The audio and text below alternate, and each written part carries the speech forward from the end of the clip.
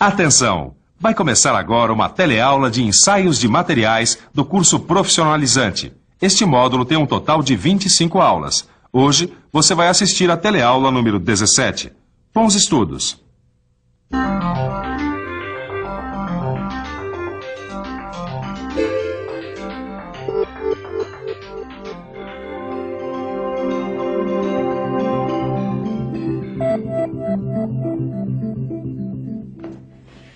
Oi, Ed, tudo bem? Meu Deus, que frio! Olha, se o inverno todo for assim, não vai ser fácil, não. Viu? Ainda bem que a gente vive num país tropical, né, Neza? Quer dizer, por mais que a temperatura baixe, não vai influenciar no comportamento de nenhum metal. Como assim, Ed? O nosso kart, por exemplo, se a gente corresse numa região muito fria, aquela batida da última corrida iria quebrar o para-choque. O que eu estou querendo dizer é que a temperatura influencia muito na resistência de alguns materiais ao impacto. E é isso que a gente vai ver na teleaula de hoje. Na teleaula de hoje, você vai ver como é a temperatura de transição e conhecer o seu gráfico. Vai saber como são os fatores que influenciam a temperatura de transição e vai ver como se faz o resfriamento do corpo de prova. Edgar, quer ver uma coisa?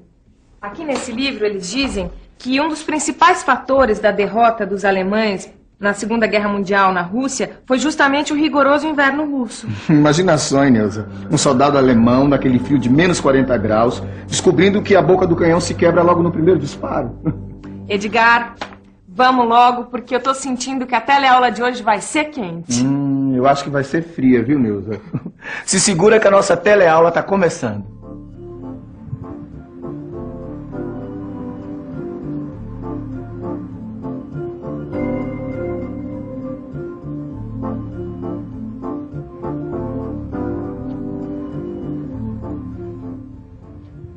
Bom, alguns materiais, como esses cilindros para gases criogênicos, trabalham em temperaturas de até menos 172 graus Celsius e estão sujeitos a choques.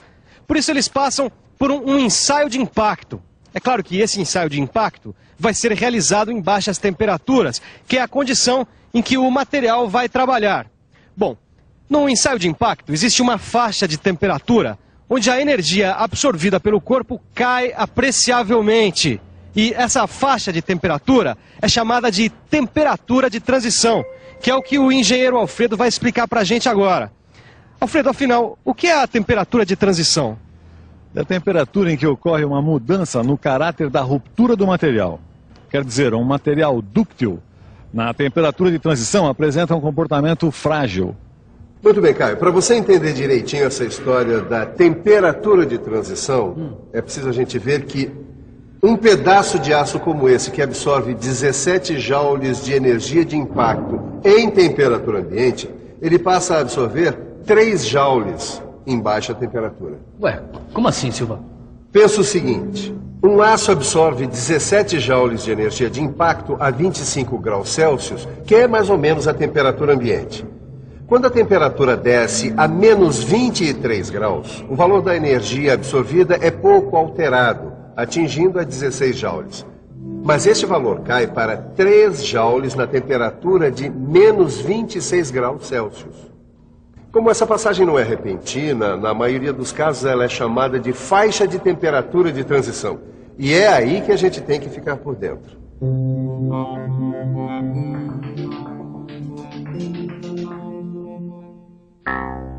A faixa de temperatura de transição pode ser definida pelo intervalo de temperatura em que a fratura se apresenta com 70% de aspecto frágil, ou seja, fratura cristalina, e 70% de aspecto dúctil, ou fratura fibrosa. O tamanho da faixa da temperatura de transição vai variar de acordo com o material utilizado. O material só deve ser utilizado numa faixa de temperatura onde a mudança brusca do caráter da ruptura não se manifeste. E aí, Neuza? Passou frio? Mais ou menos, viu, Ed? Eu diria que meu corpo está em temperatura de transição, de frio para quente. Falando nisso, você sabia que existe um gráfico de temperatura de transição? Claro que eu sabia. Aliás, olha o que eu estou olhando. É justamente isso. Olha aqui. Indicando os valores de temperatura no eixo das abscissas e os valores de energia absorvida no eixo das ordenadas, dá para traçar a curva que mostra o comportamento do material quanto ao tipo de fratura, frágil ou dúctil. E você sabe interpretar este gráfico? Olha, A temperatura T1 corresponde à fratura 70% dúctil e 30% frágil. A temperatura T3 corresponde à fratura 30% dúctil e 70% frágil. E a temperatura T2 é o ponto onde a fratura se apresenta 50% dúctil e 50% frágil. O intervalo de temperatura de transição corresponde ao intervalo entre T1 e T3. Os metais que apresentam estrutura cristalina CFC, como o cobre, o alumínio, o níquel e o aço inoxidável austenítico, não apresentam temperatura de transição, quer dizer, os valores de impacto não são influenciados pela temperatura. Por isso, esses materiais são indicados para trabalhos de baixíssimas temperaturas. O ensaio de impacto em baixas temperaturas é importante na hora de escolher os materiais que vão ser usados na fabricação de cascos de barcos que navegam em temperaturas muito baixas. Imaginem a importância da resistência ao impacto em baixas temperaturas para embarcações que navegam, por exemplo, em águas muito geladas, como na Antártica, onde o casco e o leme ficam em permanente atrito com o gelo. Bom, você pode não estar pensando em navegar pela Antártica, mas mesmo assim é importante conhecer os fatores que influenciam na temperatura de transição. E para conhecer esses fatores, é só a gente pensar um pouco. Vamos pensar um pouco. Deixa eu ver. O intervalo de transição é influenciado pelo tratamento térmico. Isso porque aços carbono e de baixa liga são menos sujeitos à influência da temperatura na resistência ao impacto quando passam pelo tratamento térmico. O tamanho de grãos também influencia a temperatura de transição, porque grãos grosseiros elevam a temperatura de transição e produzem fraturas frágeis, quando a temperatura é ambiente. Tem também o encruamento, porque materiais encruados tendem a apresentar maior temperatura de transição. A presença de impurezas, que fragilizam a estrutura do material, também elevam a temperatura de transição. A adição de elementos de liga, como o níquel, tende a melhorar a resistência ao impacto. Um mesmo aço, produzido por processos de fabricação diferentes, terá temperaturas de transição diferentes. E, finalmente, a retirada dos corpos de prova que interferem na posição das fibras do material. A retirada dos corpos de prova nos produtos siderúrgicos é especificada por normas internacionais. Já vi que o negócio é sério, hein? É sério mesmo. A região de onde eles são tirados e a posição do entalhe são de fundamental importância nos resultados obtidos durante o ensaio. Aqui a gente vê 3 maneiras de retirada e posicionamento do entalhe em corpos de prova Sharpie, retirados de posições diferentes de uma chapa de aço doce. Quando submetidos ao ensaio de impacto, esses corpos apresentaram 3 curvas diferentes.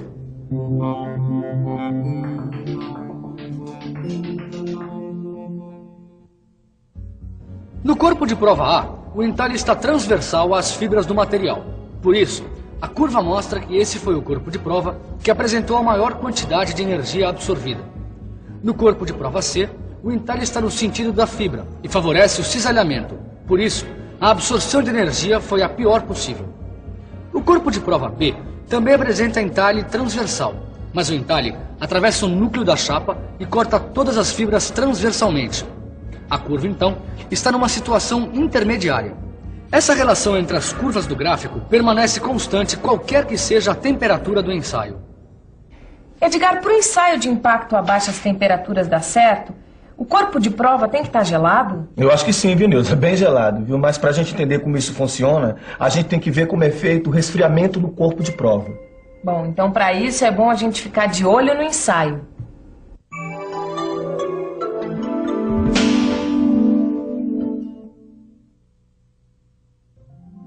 Os corpos de prova retirados para ensaio de impacto devem ser resfriados até atingirem a temperatura desejada para o ensaio.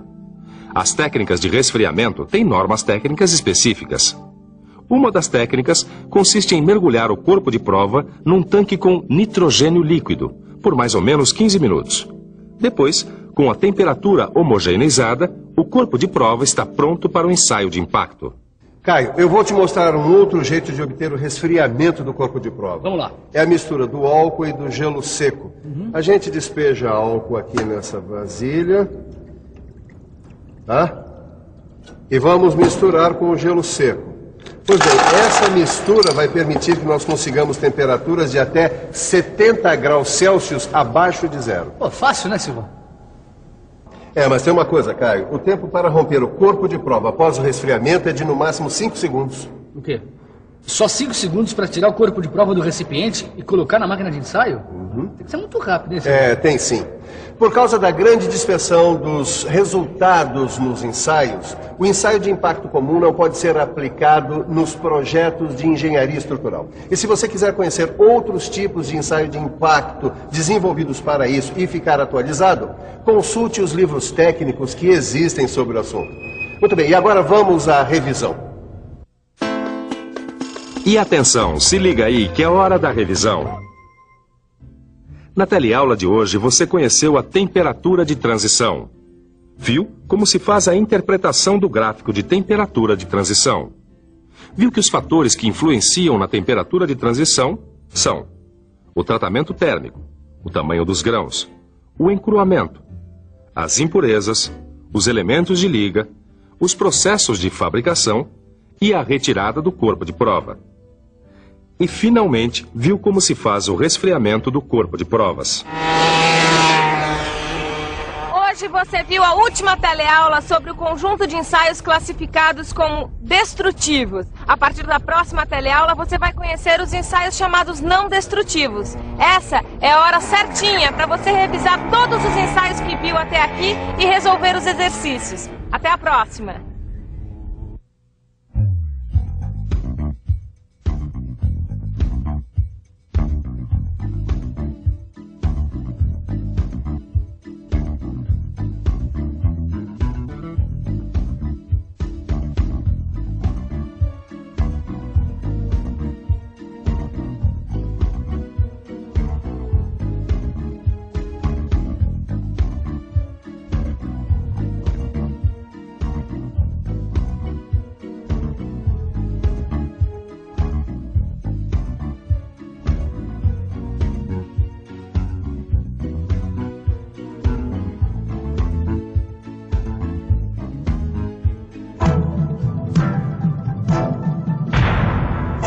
Telecurso 2000, um programa de educação do Sistema Fiesp e da Fundação Roberto Marinho.